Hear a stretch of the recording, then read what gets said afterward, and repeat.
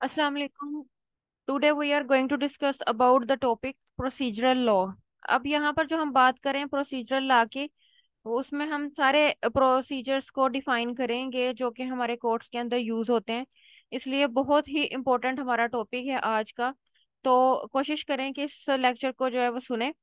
Procedural law है हमारा, और ये हमारा जो जुडिशियल सिस्टम है उसका 7th लेक्चर है। तो होपफुली कि आज जो प्रोसीजरल लॉ से रिलेटेड चीजें हैं वो भी आपको अच्छे तरीके से समझ आ जाएंगी कि हमारी जो कोर्ट्स हैं वो किन प्रोसीजर्स को मद्देनजर रखते हुए अपने वर्क जो है वो करती हैं। इसको स्टार्ट करते हैं हम इधर से ही स्टार्टिंग। हाँ जी, तो यहाँ से हम शुरू करने लगे हैं। The procedural law, the code of civil procedure 1908 prescribe the procedure for proceeding in civil cases. The code is in two parts, sections which contain the basic and fundamental principles and can be amended only by the legislature, and orders which contain rules of procedure। और orders की बात है which contain rules of procedure and can be amended by the high court। अब बड़े मजे की बात है कि इन्होंने कुछ लाइन में ही, यानी कि 2-3 लाइन के अंदर पूरे का पूरा सीपीसी जो है उसके बारे में आपको आइडिया दे दिया। सबसे पहले जो यहाँ पर बात की कि उन्होंने ये बताई है कि आपको जो सिविल केसेस के अंदर प्रोसीजर नजर आ रहा है वो जिसके तहत होता है वो हमारा सिविल प्रोसीजर है 1908 का। फिर नेक्स्ट उन्होंने ये चीज बताई कि जो हमारा कोड है उसके दो पार्ट्स होते हैं। दो पार्ट्स कौन से होते हैं? एक सेक्शंस और दूसरा सेक्शंस जो है वो बेसिकली वो प्रिंसिपल्स होते हैं और फंडामेंटल्स होते हैं जो कि जिसमें अगर अमेंडमेंट भी करनी हो तो कौन करेगा? हमारा लेजिस्लेचर करेगा। और ऑर्डर्स की बात हुई तो ऑर्डर्स क्या चीज होती है? ठीक है, गौर करें। Which contain rules of procedure, यानी कि जो हमारे ऑर्डर्स हैं वो रखते हैं रूल्स ऑफ प्रोसीजर। हमारे ऑर्डर्स क्या होते हैं? रूल ऑफ प्रोसीजर होते हैं हमारे ऑर्डर्स। ठीक है, और ये कौन बनाता है? ये हाई कोर्ट बनाती है, जिसकी वजह से ये हाई कोर्ट को ही अमेंड करने का इख्तियार है। बड़े मजे की बात ये आई कि सेक्शंस जो है वो लेजिस्लेचर की तरफ से होते हैं। जब हम इसी सीपीसी के अंदर आगे ऑर्डर्स पढ़ रहे होते हैं तो वो ऑर्डर्स हमारे हाई कोर्ट की तरफ से होते हैं। The court is Indeed consolidating statutes prescribing a detailed procedure for instituting a suit, meaning who may file a suit, how and where। अब यहाँ तक रुकते हैं। वो कहते हैं जब हम कोड ऑफ प्रोसीजर ये सिविल प्रोसीजर पढ़ते हैं तो हमें यहाँ से क्या चीज मिलती है? हमें एक कंसोलिडेटिंग, यानी कि मुस्तहिकम एक कानून मिलता है जो कि हमें गाइड करता है कि हमारी जो सूट की इंस्टीट्यूशन है, ये हमारे सामने देखें लिखा हुआ है, जो हमारे सूट की इंस्टीट्यूशन है वो कैसे होगी। ठीक है, पहली चीज ये। फिर उसके बाद हु में फाइल अ सूट, यानी कि सूट जो है वो कौन फाइल करेगा। फिर नेक्स्ट हाउ एंड वियर, ठीक है, यानी कि कहाँ किया जाएगा, कौन करेगा। ठीक है, और कैसे किया जाएगा। प्लीडिंग्स, फिर पहले तो सूट फाइलिंग का पता, फिर उसके बाद प्लीडिंग्स। प्लीडिंग्स के अंदर जो चीजें आती हैं वो है फाइलिंग प्लेंट और रिटर्न स्टेटमेंट, दोनों को मिला के प्लीडिंग कहा जाता है। तो हमें इसके बारे में बताता है। देयर फॉर्म एंड पर्टिकुलर्स, इसके अंदर कौन कौन सी चीजें शामिल किए जाएंगी और इसके पर्टिकुलर्स, यानी कि इन जो हमारी प्लेन्स या हमारी जो रिटर्न स्टेटमेंट होती है उसके साथ कौन कौन सी डॉक्यूमेंटेशन होती है। फिर क्या बता रहा है? Proceedings, writing of judgment, execution of decree. यानी कि आप देखिए जो हमारा कोड ऑफ सिविल प्रोसीजर है, काइंडली कॉपी पेंसिल निकाल लें। ठीक है, अगर आपको कहीं भी जुडिशियल सिस्टम से रिलेटेड शॉर्टली पूछा जाए कि कोड ऑफ सिविल प्रोसीजर कैसे काम करता है और वो हमें क्या क्या चीज़ों के बारे में गाइड कर रहा है, तो यकीन जाने कि ये छोटा सा पैराग्राफ हर चीज़ को बड़े अच्छे तरीके से डिस्क्राइब कर रहा है। पहले वो हमें बताता है सेक्शंस और ऑर्डर्स का, फिर उसके अंदर अमेंडमेंट कौन कर सकता है वो बताता है, फिर हमें ये बता रहा है कि हम इस सीपीसी की बुक से कौन कौन सी चीजें पढ़ते हैं। हम फाइलिंग ऑफ सूट पढ़ते हैं, हम कहते हैं, हम देखते हैं कि कौन सूट फाइल करता है, कैसे करता है, कहाँ करता है। फिर प्लीडिंग्स में हम फाइलिंग प्लेंट का और रिटर्न स्टेटमेंट का पढ़ते हैं। फिर हमें ये पता चलता है कि इनके साथ कौन से डॉक्यूमेंटेशंस होंगी। इसके अलावा प्रोसीडिंग्स कैसे चलेंगी। ठीक है, राइटिंग ऑफ जजमेंट से क्या मुराद है, एग्जीक्यूशन ऑफ डिक्री। तो ये चीजें हमें सीपी से मिलती हैं।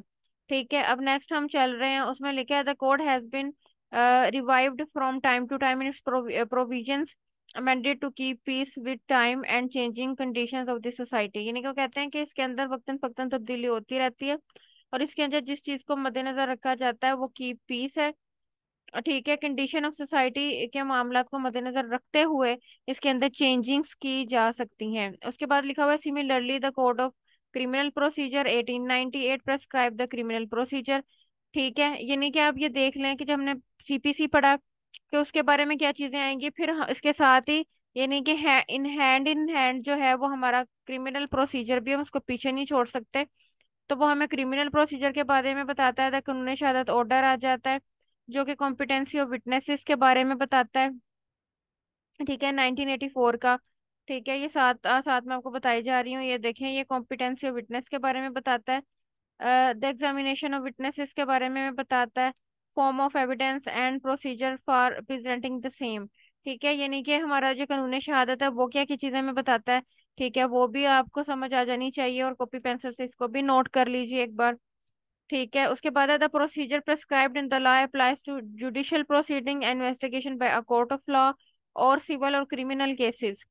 ठीक है, ये देखिए कि क्या है, the procedure prescribed in law applies to judicial proceedings के, एक तो जुडिशियल प्रोसीडिंग्स में होता है क्रिमिनल का, दूसरा हम investigation by court of law और सिविल और criminal cases. The special court courts follow the procedure prescribed in the above mentioned courts, whereas some such courts follow special procedure laid down in the respective statutes। अब हमने civil का पढ़ लिया, उसके बाद हमने क्रिमिनल का पढ़ लिया, इसके साथ ही जो है वो स्पेशल कोर्ट्स का जिक्र भी आता है। वो ये कहते हैं कि जो हमारी स्पेशल कोर्ट्स हैं वो सिविल प्रोसीजर और क्रिमिनल प्रोसीजर को तो जो इनके हैं सो करते ही, फॉलो हैं ही, लेकिन इनके अपने भी स्पेशल एनेक्टमेंट्स मौजूद होते हैं जिसको फॉलो करके ये अपनी जिम्मेदारियां जो हैं वो अंजाम देती हैं। कौन सी? Special courts. अच्छा जी, most important terms and condition of service of subordinate courts. ये अब इनकी मामलात आते हैं, कैसे बनते हैं, कौन बनाता है, क्या सूरत हाल है, उसके बारे में ही चीज है। तो let's start. The subordinate courts, civil and criminal, have been established and their jurisdiction defined by the law. They are supervised and controlled by the respective high courts. The admission of justice, however, is provincial subject, and thus the subordinate courts are organized and terms and conditions of service of judicial officer determined under the provisional law and rules. The issue of recruitments, promotions, and other terms and conditions of service, together with disciplinary proceedings, are dealt with under the provincial civil servant acts and the high court। अब मैं यहाँ तक थोड़ा आपको बताना चाहूंगी, और इसको जरा मैं हाईलाइट कर लूँ। देखिए, यहाँ तक हम बात करते हैं इस बारे में, वो ये है कि सबसे पहले तो उन्होंने बताया कि हमारी सबऑर्डिनेट कोर्ट सिविल और क्रिमिनल है, ऊपर भी डिस्कशन हो चुकी थी। तो ये इस्टेब्लिश्ड होती हैं और अपनी एक जुरिस्डिक्शन रखती हैं। अगर हम इसकी बात करें कि इसको सुपरवाइज कौन करता है, तो ये देखें, सुपरविजन और कंट्रोल के लिहाज से जो है वो बात की जा रही है कि जो हमारी रिस्पेक्टिव हाई कोर्ट होती है, किसी भी सूबे की जो हाई कोर्ट होती है वो मैटर करती है। वो क्या करती है? सुपरवाइज करती है। क्या करती है? सुपरवाइज कर रही है, और इसके साथ जो है वो कंट्रोल करती है। अब एडमिनिस्ट्रेशन ऑफ जस्टिस की बात की जाए तो प्रोविंशियल गवर्नमेंट जो है वो इस मामले को देखती है। ठीक है, उसकी ऑर्गेनाइजेशन करना, और फिर उसके जो जुडिशियल ऑफिसर्स होते हैं, यानी कि जो जजेस हैं, उनकी तकर्री, उनकी सर्विसेज के मामला कौन सी हुकूमत के पास होते हैं? प्रोविंशियल गवर्नमेंट के पास। ये देखें, ये आपके सामने। And other terms and condition of service, ठीक है, वो प्रोविंशियल गवर्नमेंट देखती है।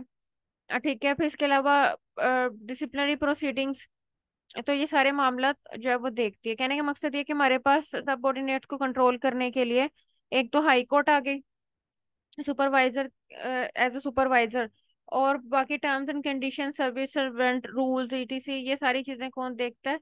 हमारी रिक्वायर्ड प्रोविंशियल गवर्नमेंट। ठीक है, जो रिस्पेक्टिव प्रोविंशियल गवर्नमेंट होती है। एंड हाई कोर्ट रूल्स, और हमारे यहाँ अब देखें इनको जो है वो कंट्रोल करने के लिए कौन सी चीजें मौजूद हैं।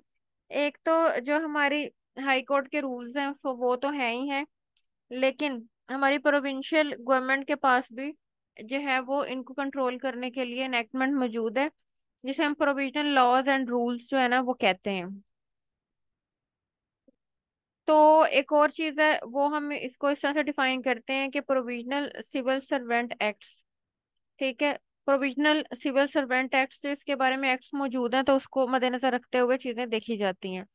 अच्छा, आगे है until recently the appointing authority for judicial officers happened to be the provincial government, but with the separation of judiciary from the executive, such authority has been transferred to the High Court. Initial requirement as civil judge come judicial magistrate is made through written test and viva voice examination conducted by the respective High Court। अब ये जरा देखिए। ठीक है, ये बिल्कुल आपके सामने है कि हमारे यहाँ जो है वो क्या बात होती है कि सबसे पहले ये पंजाब कैसे कहते हैं, प्रोविंशियल गवर्नमेंट के पास इख्तियारात थे। लेकिन फिर जब ये बात की गई कि जो जुडिशरी है उसको जो है ना वो आज़ाद होना चाहिए, और फिर क्या किया गया कि बाकी मामला भी हाई कोर्ट की सुपुर्द कर दिए गए। ठीक है, अब उन्होंने बात बताई है, जिस तरह से हमारे सामने एक एग्जाम्पल है कि जब सिविल जज का मजिस्ट्रेट के एग्जाम्स को कंडक्ट करना हाई कोर्ट की तरफ से होता है। ठीक है, रिस्पेक्टिव हाई कोर्ट की तरफ से होता है, फिर उसके अंदर रिटन टेस्ट होता है, वाइवा टेस्ट होता है, वाइवा एग्जामिनेशन होता है, वो सारी बातें बताई हैं। जिस तरह से हम अपने एग्जाम्स के लिए ऐसे तैयारी कर रहे हैं, तो उससे का ये प्रोसीजर है कि ये हाई कोर्ट की तरफ से है। फिर आगे नेक्स्ट वो क्या करते हैं, वो बताया हुआ है, बड़ा इंपॉर्टेंट लेक्चर है। सुने रहे एंड तक वीडियो देखते रहे। अ कमेटी ऑफ द जजेस of the high court decide the issue of promotion of जजेस for appointment as additional district session जज। Kota is fixed for service personal as well as इंडंक्शन from the bar. यानी कि उन्होंने बताया है कि committee जजेस की मौजूद होती है, ठीक है, वो इन मामलात को देखती है। लेकिन होता कुछ यूं है कि अपॉइंटमेंट के सिलसिला में जो कि खास एडिशनल और डिस्ट्रिक्ट एंड सेशन जज के सिलसिला में है, उसका एक कोटा मुकर्रर होता है, जिसके अंदर सर्विस पर्सोनल्स इसके साथ जो है वो क्या चीज देखी जाती है कि बाहर से भी लोगों को उनकी सीनियरिटी को देखा जाता है। तो ये कहने का मकसद ये है कि जो हमारे जजेस अपॉइंट होते हैं ना डिस्ट्रिक्ट और सेशन जज के लिहाज से, तो उसमें प्रमोशन के अंदर उनकी सीनियोरिटी के मामला को देखा जाता है। After appointment, the civil judge cum judicial magistrate receives specialized training at the Federal Judicial Academy। अब जब जजेस जो है वो बन जाते हैं, उनकी अपॉइंटमेंट से पहले उनको बकायदा तौर पर ट्रेनिंग दी जाती है। और उनकी ट्रेनिंग के अदारे कौन से हैं? फेडरल जुडिशियल एकेडमी और the respective provincial judicial academy. एक तो फेडरल भी उनकी सरपरस्ती करती है, फिर उनकी जो अपनी सूबे की है वो भी मद्देनजर रखती है उनको। Such training includes education in various substantive procedural laws, court management, case processing, judicial procedure and code of the conduct. तो उन्होंने बता भी दिया है कि जजिस को जो एजुकेशन है वो किन किन चीजों के अंदर जो है वो दी जाती है। ठीक है, ये आपके बिल्कुल सामने बताया हुआ है कि जी उनको सब्सटैंटिव लॉ, प्रोसीजरल लॉ, फिर उसके बाद court management, case proceeding processing.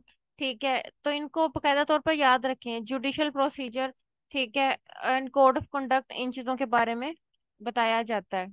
अब उसके बाद नेक्स्ट हमारा आ जाता है, as mentioned earlier the high court exercise supervision and control over the functioning of the subordinate judiciary. Such supervision and control is both administrative as well judicial. यानी कि हमारी जो हाई कोर्ट है उसके पास सुपरविजन के इख्तियार के लिहाज से एडमिनिस्ट्रेटिव पावर्स भी हैं, जुडिशियल पावर्स भी हैं। In the administrative sphere, disciplinary proceedings may be initiated against a judicial officer by the high court. अब हमारे यहाँ बताया गया है कि हाई कोर्ट किस तरह से जजेस के ऊपर नजर रखती है कि अगर उन्होंने कोई ऐसा मामला कर दिया है, तो फिर डिसिप्लिनरी प्रोसीडिंग्स जो इनिशिएट की जाती हैं। और क्या होता है कि फिर कायदा तौर पर जज को बताया जाता है उसके कारनामे के बारे में। तो वो कंडक्ट कौन करती है? High court. Judicial control is also exercise through revision and appeals being filed in the high court against the order and decisions of the subordinate court. ये हमें बिल्कुल पता है कि अपील के थ्रू जो है वो सबऑर्डिनेट कोर्ट्स को देखती है। The high court carries out it's supervisory function through inspection and calling of record from the courts. The member inspection team, ये देखिए हमारे सामने है, mostly deals with the issues. However the chief justice of the high court और only Other judges disputed by the Chief Justice also carries out a regular as well as surprise inspection. The Chief Justice is competent to initiate proceedings, uh, disciplinary proceedings against a judge and take appropriate action in the matter. अब उसमें ये चीज बताइए कि बकायदा तौर पर जो हमारे हाई कोर्ट के चीफ जस्टिस साहब हैं उनको काफी इस सिलसिला में इख्तियार हासिल है, और जजेस के अगेंस्ट अगर कोई मामला या शिकायत इस तरह की आई हो तो उनकी जो सुपरवाइजरी है वो बड़े ही अनोखे अंदाज में की जाती है, और एक तो रेगुलर बेसिस पे की जाती है, दूसरा सरप्राइज इंस्पेक्शन की जाती है। ठीक है, तो ये मद्देनजर रखें कि बड़ा डिफिकल्ट टास्क है। और अगर जो है वो हमारा हाई कोर्ट का चीफ जस्टिस ये देखता है कि ये मामला जो है वो जज के अगेंस्ट है, तो फिर क्या होता है कि अप्रोप्रिएट एक्शन मतलब टेक किया जाता है सारी जो है वो प्रोसीडिंग्स को जांच पड़ताल करने के बाद। अब उसके बाद आता था हमारी डिसिप्लिनरी प्रोसीडिंग्स, उर्दू में से हम कहते हैं तादीबी कार्रवाई करना। तो वो क्या चीज होती है? Disciplinary proceedings against judicial officers are usually initiated and action taken under the provincial government servant efficiency and discipline rules. अब ये बहुत मद्देनजर रखने वाली बात है कि जो बात हम कर रहे हैं वो जुडिशियल ऑफिसर यानी कि जजेस की कर रहे हैं, और इनके अगेंस्ट एक्शन होने के लिए हमारे पास एक और एक्ट मौजूद है जो कि बात करता है provincial government servant act efficiency या डिसिप्लिन रूल्स। ये देखें, ये दो चीजें बड़ी मद्देनजर रखी गई हैं और बताया गया है such rules are primarily designed for the executive officers whose duties and functions are different from judicial officer. Certain high courts have adopted codes of conduct for subordinate judiciary, but they are quite sketchy and inadequate. Thus, in their application, judicial officer the current rules do contain many gaps and anomalies. This is therefore a need for preparing a separate comprehensive code of conduct for the members of the subordinate court. Over here, over covering their private and public life, in particular their conduct in the court, so as to maintain propriety and decorum in the court and enhance public confidence in the administration of justice.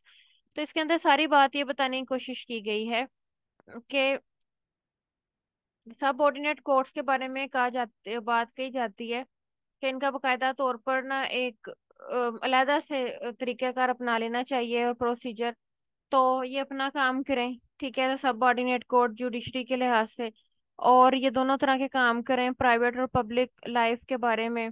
ठीक है, यानी कि कहने का मकसद ये है कि इनके अलहदा से एक तंजीम बना देनी चाहिए, एक सुजेशन दी जाती है। तो क्योंकि इनका जो रिसेंटली है वो काम है लेकिन इनके ऊपर लोड काफी ज्यादा है। ठीक है, और इसमें कहते हैं जिसकी वजह से काफी गैप है। ठीक है, एनोमलीज हैं। ठीक है, तो कहते हैं comprehensive separate code of conduct आप दें लदा से मेंबर्स के लिए जो सबऑर्डिनेट जुडिशरी के होते हैं कि अपने मामला सही तरीके से सर अंजाम दे सकें। उसके बाद है as regards the grievances of judicial officers with regard to the terms and condition of service mechanism exists for resolving it. There exists a provincial judicial service tribunal for deciding appeals against the final order of the departmental authority. The judges of the respective high court man such tribunals appeal against their decisions lies to the Supreme Court. अब यहाँ पे बात की गई है कि जो अगर जुडिशियल ऑफिसर्स हैं, ठीक है, terms and condition of service से उनको भी ग्रीवेंसेस पहुंचे तो बाकायदा तौर पर एक मैकेनिज्म मौजूद है जो इन मामलों को रिजोल्व करता है। तो कहते हैं कि इसीलिए प्रोविंशियल सर्विस जुडिशियल ट्राइब्यूनल्स जो हैं, प्रोविंशियल जुडिशियल सर्विस ट्राइब्यूनल एक बार और मद्देनजर रख लें, याद कर लें, provincial judicial service tribunal, provincial judicial service tribunal for deciding appeals. ठीक है, डिपार्टमेंटल अथॉरिटी के अगेंस्ट जो है जो जो भी मामलात होते हैं उन मामलात को देखती है। द जजेस of the respective high court में सच ट्राइब्यूनल्स, ठीक है, मैन सच ट्राइब्यूनल्स, तो जो हाई कोर्ट के जजेस होते हैं ना वो इसके ट्राइब्यूनल के लोग होते हैं। और फिर क्या होता है कि इन ट्राइब्यूनल के अगेंस्ट अगर आपने जाना है, मतलब आप इससे भी मुत्तफिक नहीं थे, तो फिर आप हाई कोर्ट के अंदर इसके अगेंस्ट जो है वो अपील फाइल कर देते हैं। ठीक है, तो ये हमारा सारा सिलसिला कार था। इसके अंदर हमने डिसिप्लिनरी प्रोसीडिंग्स ऑफिसर्स के अगेंस्ट कैसे होती है वो पढ़ लिया। फिर हमने ये पढ़ा कि अगर हमारे जो जजेस हजरात हैं वो इस चीज़ से एग्री नहीं है टर्म्स एंड कंडीशन से या किसी फैसले से, तो वो कहाँ पे जाएंगे, तो हमने कहा कि वो जाते हैं प्रोविंशियल जुडिशल सर्विस ट्राइब्यूनल में। ठीक है। तो वहां पे सारा मामला होता है, चीजें देखी जाती हैं। और अगर आप ट्राइब्यूनल से भी मुत्तफिक नहीं है, तो फिर आपके पास जो है वो चीज ये आती है कि आप जो है वो क्या करें। आप ये काम कर सकते हैं कि फिर आपने सुप्रीम कोर्ट को जो है वो अप्रोच करना है इस सिलसिले में कि सुप्रीम कोर्ट जो है वो इन चीजों को देखे। आज की मेरी ये वीडियो थी जो कि बात कर रही थी हमारी सब ऑर्डिनेट्स कोर्ट्स के बारे में, उसके स्ट्रक्चर के बारे में, प्रोसीजरल लॉ के बारे में। होपफुली कि आपको वीडियो अच्छी लगी होगी और काफी कुछ आपको इससे समझ आ गई होगी। तो इंशाल्लाह नेक्स्ट वीडियो के अंदर हम मजीद कुछ और बातें शेयर करेंगे, और होपफुली जो है वो भी आपके लिए गाइडेंस का बायस बनेगी। अस्सलाम वालेकुम रहमतुल्लाहि व बरकातहू।